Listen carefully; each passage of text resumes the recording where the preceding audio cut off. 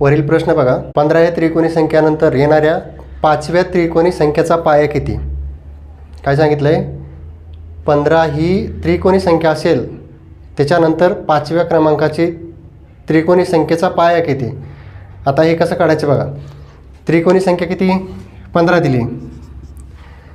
आता याचा पाया काढायचा. पहिल्यांदा काय करायचं? ह्या त्रिकोणी संख्येचा पाया काढायचा. तर कसा काढायचा पाया? तर ह्या 15ला 2 न गुणायचं. किती आलं? 30. आता ह्याच्या जवळची म्हणला तर 36 आणि 25 ही वर्गसंख्या आहे. पण ही 36 घ्यायची नाही, ही 25 त्याच्या पाठीमागची वर्गसंख्या घ्यायची. मग 25 ही वर्गसंख्या घेतली, त्याचं वर्गमूळ किती? 5. आता हे 5 आलं. तर काय सांगितलं प्रश्नामध्ये? ह्याच्यानंतरच्या 5व्या त्रिकोणी संख्येचा पाया किती? आता ह्याच्यानंतरची 5वी किती?